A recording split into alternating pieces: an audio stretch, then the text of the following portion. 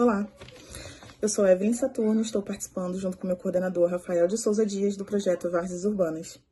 Nosso tema, um tema muito sensível, fala sobre a tragédia de 2011 da região serrana do Rio de Janeiro, abordando a cidade de Teresópolis.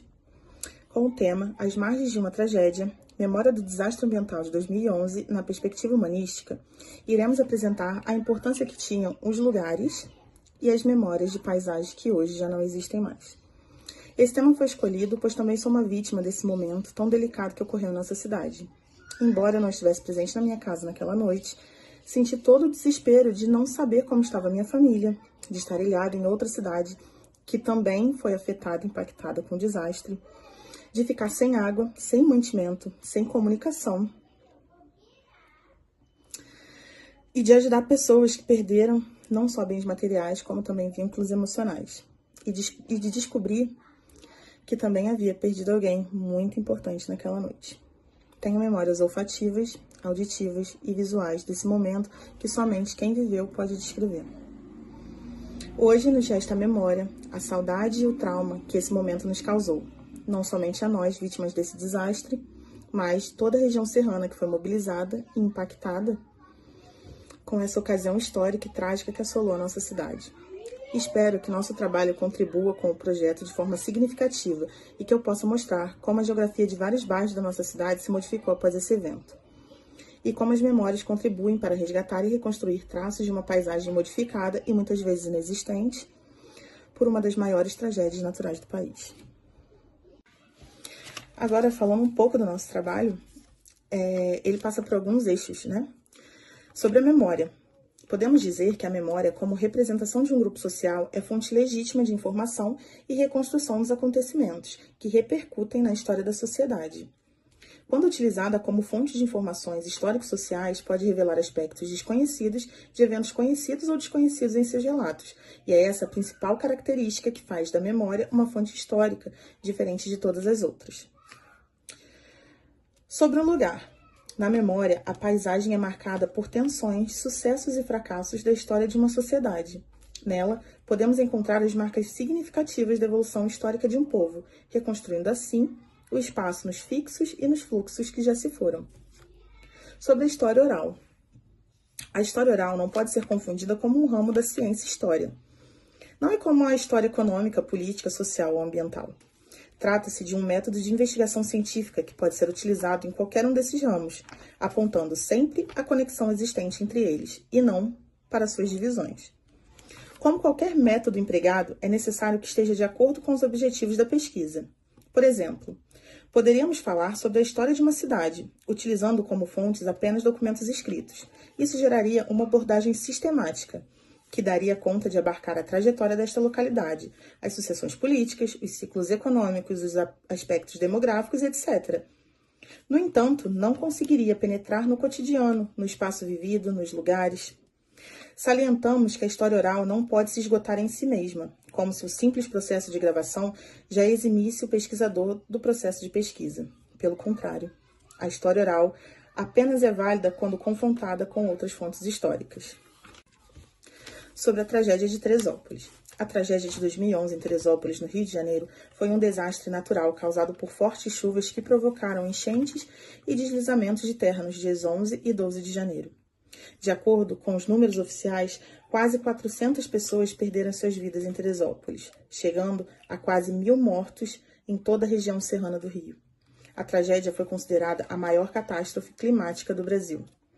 Apesar de 10 anos terem passado, a noite do dia 11 de janeiro e os dias seguintes ao desastre estão eternizados na memória de todos os sobreviventes e nas imagens marcantes que foram registradas. Bom, sobre a minha experiência sobre o dia da tragédia, felizmente eu não estava aqui em Teresópolis, eu estava em São José, porque meu pai é de São José e minha mãe é de Teresópolis, e eu vi a cidade encher como eu nunca tinha visto antes. A gente não sabia o que tinha acontecido aqui, a água lá começou a subir de manhã, e quando eu saí de casa para a varanda, as pessoas estavam todas no telhado. A notícia chegou pra gente pela televisão, pelas redes de comunicação, pelas redes sociais, dizendo que tinha acontecido aqui em Teresópolis e a gente achando que era sensacionalismo, e quando começou a ver as imagens, a gente viu o que tinha acontecido. Como a gente ficou sem comunicação, eu não sabia como tinha ficado minha mãe, minhas irmãs, embora a casa da minha mãe seja fora de área de risco, bateu desespero, porque a cidade inteira estava tomada pelo desespero e pelo cuidado e mobilizado para ajudar as pessoas que eram vítimas da tragédia. A gente não tinha os dados de onde tinha acontecido, de como tinha acontecido, o quanto tinha assolado. A gente só sabia que era gigantesco. Minha tia e meu tio moravam em área de risco, meu avô e minha avó, de coração, também moravam em área de risco, e a gente não sabia lá em São José como estava todo mundo. Meu irmão, que morava em São José, estava em Teresópolis também, ele estava no Espanhol, um dos bairros mais afetados, que foi o Espanhol. E ele passou por lama, ele passou por tudo, ficou internado, e a gente nem pôde sair de São José porque a gente estava ilhado. Depois, se eu não me engano, de 3 dias, eu consegui contato com a minha mãe, a gente teve que esperar a água baixar, subir num lugar muito alto, num morro muito alto, para conseguir um sinalzinho celular, que mesmo assim ficava cortando a ligação pra gente tentar alguma comunicação. Foi depois de 3 dias que eu fui saber que minha família aqui em Teresópolis estava bem. E eu só queria vir pra casa ver eles. Minha tia e meu tio estavam abrigados na casa da minha mãe. E minha mãe não quis me falar o que tinha acontecido com a avó e com o avô das minhas irmãs, que são meus avós de coração. E eles tinham perdido tudo. E a gente tinha perdido um deles. E eu andei no meio da lama, eu senti aquele cheiro. Lá em São José foi muita equipe de buscar corpos de Teresópolis. E tinha muita gente tirando lama, uma lama com cheiro muito ruim, porque lá, como tem muita granja e muita criação, tinha muito animal morto. Então tinha um cheiro horroroso. E as pessoas, no dia, né, as pessoas gritando e tentando tirar as coisas de casa. Foi bem, assim, impactante pra mim. Quando eu consegui chegar a Teresópolis, eu fiquei com meu irmão no hospital, porque ele foi internado. Por causa do contato dele com a lama e com a água, ele contraiu leptospirose. E, graças a Deus, com exceção da minha vozinha, nós estamos todos bem. Não perdemos grandes coisas, mas eu fiz parte disso. Eu fazia faculdade de pedagogia na época, e quando a gente voltou pra faculdade, a sensação, eu não sei nem dizer qual foi a sensação, porque tinham muitos alunos que moravam em área de risco, muitos alunos que não voltaram, porque eles já não estavam mais aqui com a gente, né? E era uma relação de luto, literalmente de luto. A gente assistia a aula e já não era mais. A gente, naquele semestre foi uma sensação completamente diferente.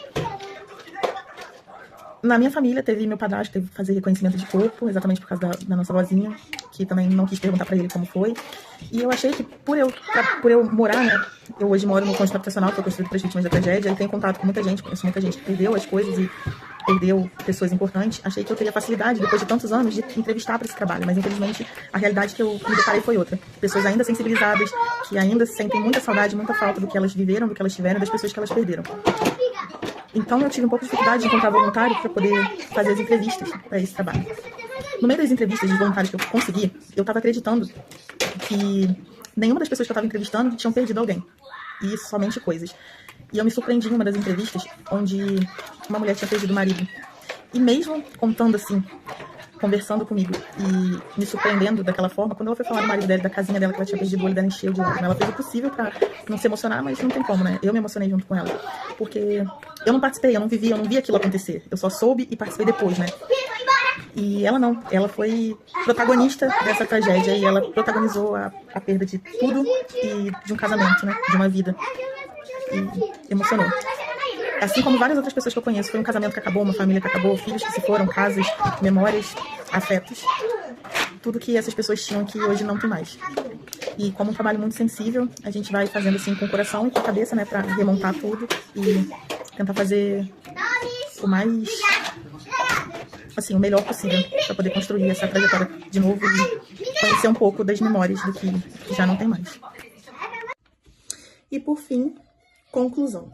Através da história oral, é possível estudar os acontecimentos históricos, os grupos sociais, as instituições, à luz dos depoimentos daqueles que participaram de determinados eventos. Quando analisamos um passado recente, é possível recorrer aos sujeitos que vivenciaram a história de uma determinada localidade. Afinal, pela memória passou todo o filtro do tempo e, portanto, por meio dela, se pode reler o mundo.